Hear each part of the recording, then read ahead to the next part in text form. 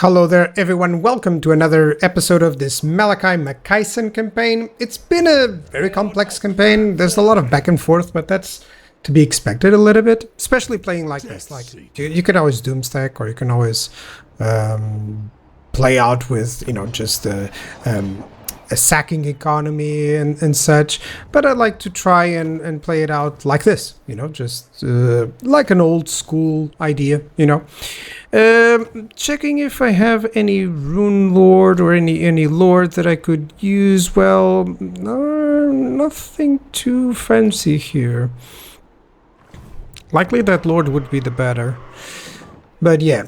For now, what are the plans? The plans are just to continue conquering, but trying to at least get a little bit more income going. I may be able to do that one. Yeah, there we go.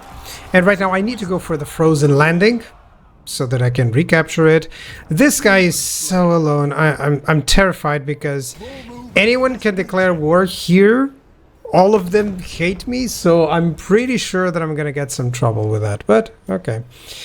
Now, by the way, someone was giving me some feedback in terms of the microphone and such, and yes, sometimes that happens. Sometimes if I don't have one of those protections for the P's, for instance, the specific letters, so sometimes what the microphone does is that it lowers the voice immediately, which is a little bit of a problem, but apologies.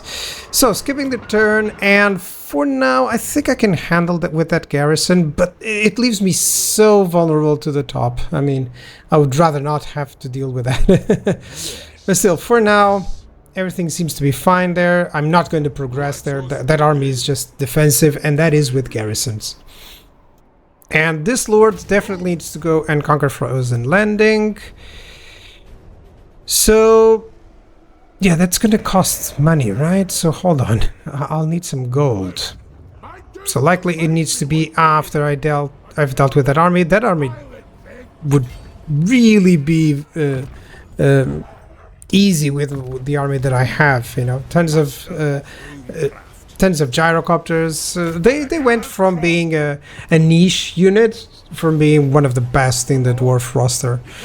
But I have plans to change up a little bit the armies to reflect what I want for them, because right now all that I'm doing is just, have some basic frontline, have some missiles, that basic idea.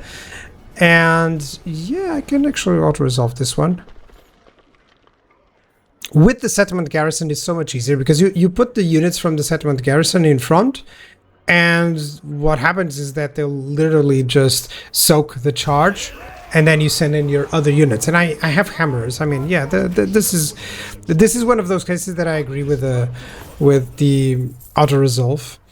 I could get that, but I need the gold. I'm in need of the gold. I got enough gold actually to be able to go and conquer that place.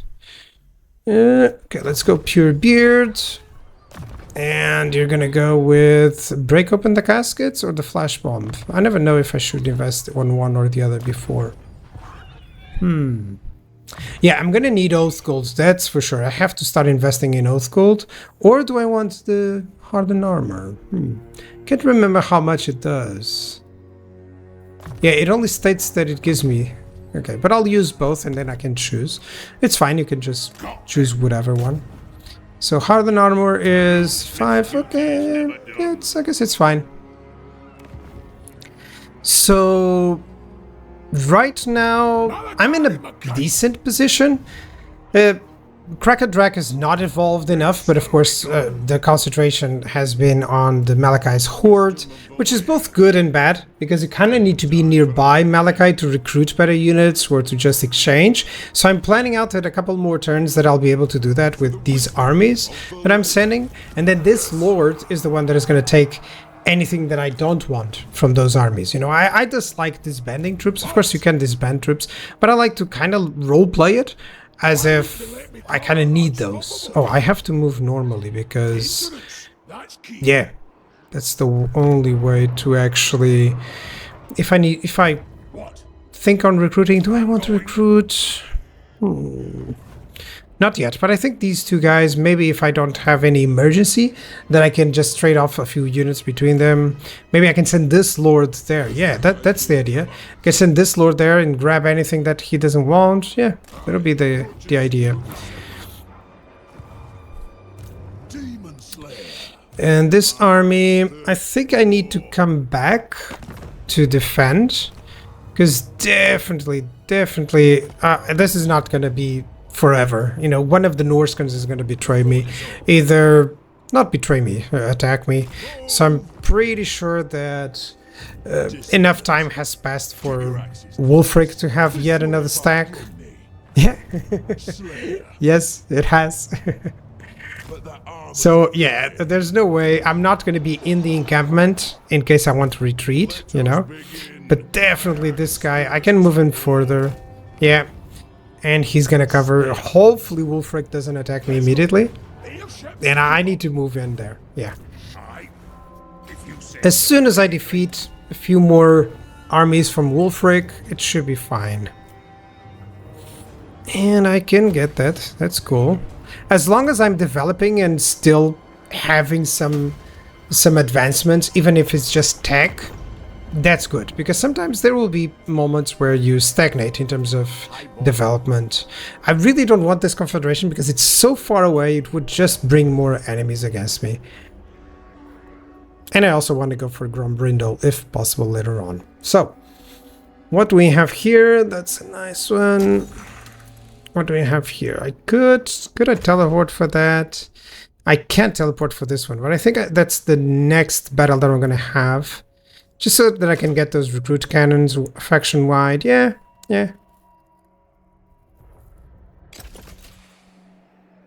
That sounds good. Another turn, and whoa, the Wargrove of Woe has been destroyed. That's nice. A couple of... Whenever there's these... this normalization around turn 50, turn 60 dead, a lot of... like half of the initial factions are dead. That's always the best moment to understand the situations. Oh, Wulfric is here. I think I'm gonna have to intercept him. Yeah, over there. What? Maybe keep that guy here and just advance here. That's the worst part about Norska, because it's not a big place to conquer. It's just that there's so many pathways to cover. Even with the underway, it's terrible, you know. So, do I want to teleport and get to this or not? I think so. Because this is a good moment. Like, I always have to think what is the good moment to teleport to these battles. And this is a good moment where Malakai can actually take one turn to replenish, you know? So that's why I avoid that. This would be great to replenish. But I don't think, yeah, the forces, those 3 drag cannons, yeah, this is going to be a problem. So let's teleport for this one. And let's fight it out.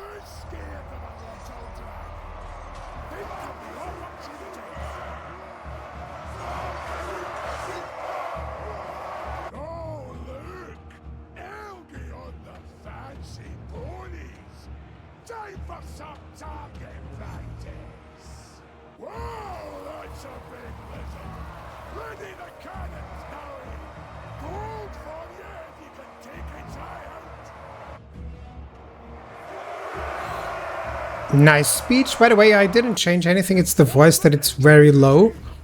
Plan is very simple. Just a couple of lines and staggered lines, of course. And I'm hitting the flanks better because, I mean, what he has on the front is not really that problematic. So, yeah, I'm going to prioritize hitting the flanks. Hitting these chariots, for instance, they can cause some damage if they reach some of the units. And they're very easy to shoot at.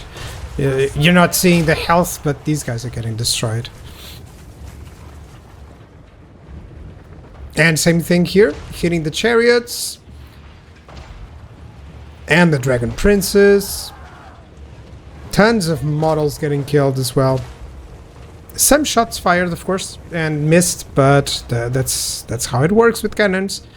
And it's still, I even have like one cannon here and there shooting the enemy archers, which are now firing. And they are kind of problematic because I don't have a lot of armor, but there's so many targets for them that They shouldn't cause too much damage either. I'm gonna switch to... I'm gonna switch the type of ammunition very soon. Or I'm gonna keep hitting these archers because they're quite far away.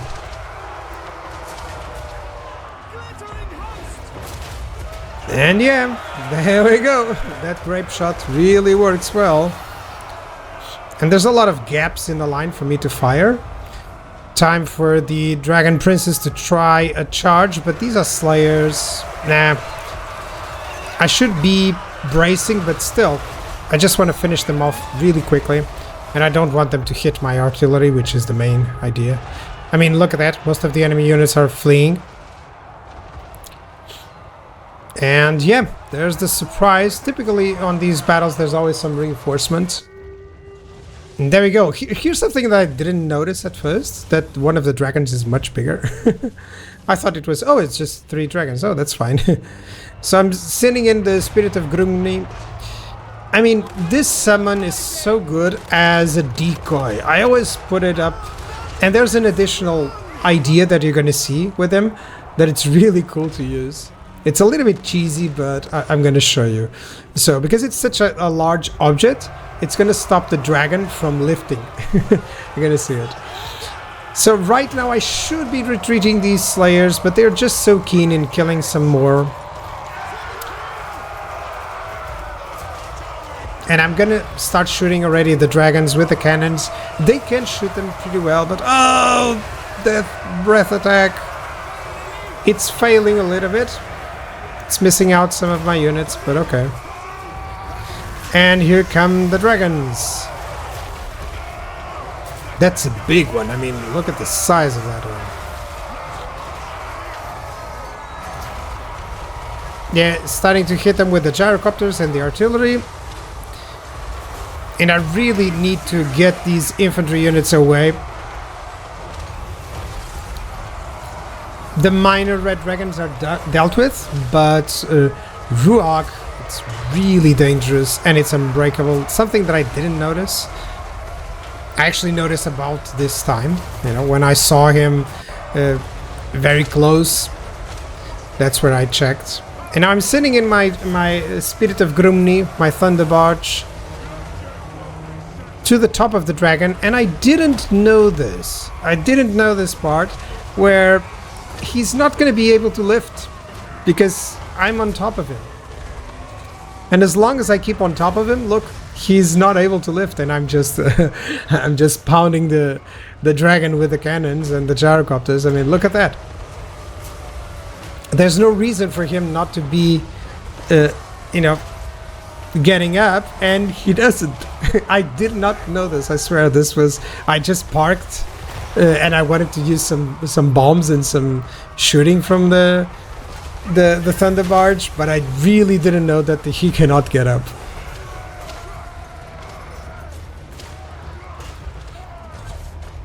And with that, it's going to be very easy.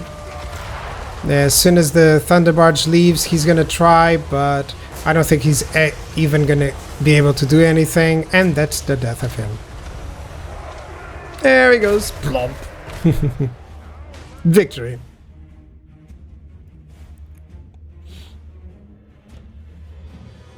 So, I got it. Maybe I want to get some... Okay, always the decision between replenishment and the treasury. And yeah, tons of value from those cannons, of course. But everyone... I like when this happens, where everyone does their job. You know, and when the damage is just really well positioned between all the units, you know? Because that's always nice to see. So, do I want the replenishment? Do I want the gold? I think I'm gonna need the gold most. Because I really want to get some deeps building on. And for that I need to upgrade to tier 4. Not that I need, I just want to. So that adventure is complete. That's perfect. Yep. That one's complete. I have everything for the cannons, which is perfect. I mean, cannon units are really powerful now. Gyrocopters are also going to be. That'll be for the next time that I have an adventure. And he's going to recover really well by the time that we reach Wulfric. Likely I'm gonna move here, and maybe then I'll need to teleport or underway somewhere. I don't know. That'll depend on the enemy movements. Oath called from buildings. Yeah, I think I'm gonna get Thunderer and then the because I'm going for a very expensive red line base instead of making Malakai really powerful. You can make him powerful, but ranged characters are never really the main premise. I wish they were reworked, but for ranged characters it's always about the buffs and just a little bit of maybe the abilities and stuff, you know. Foe Seeker, definitely. I really want to get to the next line. And what do I have here? I have a lot of runes and other stuff that I need to double check. And items. All that I want is to ensure that I'm using stuff where I need. So a Slayer unit, that's good. Melee attack, Hex, it's always helpful. What can I get in return? Corruption is not that bad, but it's not like I would need it. Okay, Banner Swiftness. No, I don't think I need it because I actually like how he is there. Do I get the Archivist for someone? Okay, it doesn't have anything. This guy needs some items. The Crown of Command for this guy, I dislike that because it's just the Unbreakable. Rather have it on someone that isn't. You know, this guy is. He's a Slayer. So, yep.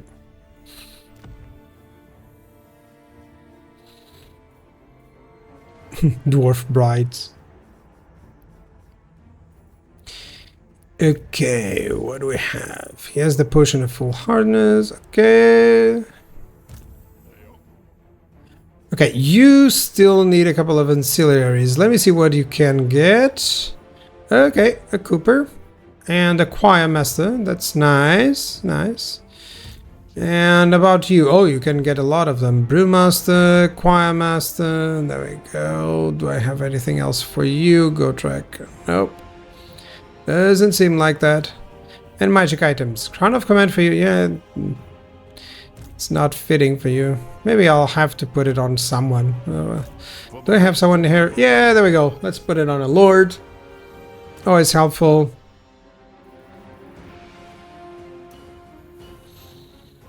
It's a nice passive. The leadership, it's not really required. I prefer that those Dragon Hide. Because reducing enemy melee attack, by the way, is really powerful.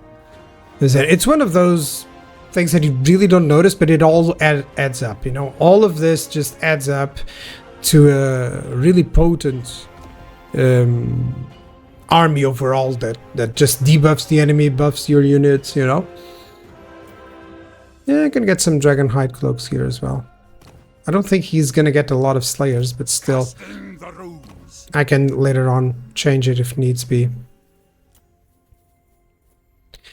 I could actually just merge a few and salvage a few, but I'm not too keen on doing that. Sometimes that's something that I could do, you know, just delete everything. You know, just sell everything all the time, and then you have a lot of money to build stuff up and then grow really fast. That's also a strategy that I've seen people do. But that's just like ancillaries. Shield Breaker, yeah, let's go with everything. The runes are ready. At least you got everything that you can, and everything is set up. Okay, that's good. That was a long time. I never know if I should show this too much or not, but basically around every 10 turns, 5 turns, I'll just shift up a little bit how items are. Let me check what's happening here, because is Howling Rock definitely this should be Skaven. Oh, okay, there's one army. And that's a powerful army with some tier 3, some rattling guns, some storm vermin, so that's going to be difficult. And likely they will have more armies, so I'm starting to think that I really just should allow the Blasted Expanse to go away and just defend on these locations, these 3 locations. Should be much easier. Even if I lose all of that terrain, all that I wanted there was to conquer and destroy Astragoth at the time. You know, so at least that objective was met. Yeah, sometimes slow, you gotta take things slower, you know? Now, what do I want here? Do I want to invest? It's always the problem. Do I want to actually try to go for that? I think so. Do I have good outposts, maybe? Not yet. Yeah, not here. How about here? Do I have anything? I'm looking for war bears, by the way. Because 4 war bears, I mean, on dwarf armies, having anti-large cavalry is really powerful. I could have some of these chariots as well, but I would love the war bear riders, you know. And it would just look really cool, you know, bears and dwarfs. Quickly checking the quick deals. This is a great addition from Warhammer 2 to Warhammer 3. It's just so good. The Dead Confederation, no, it's not going to happen. World Walkers, yeah, of course they declare war. So yeah, I'll see you guys next episode. Thank you guys for watching. Bye-bye.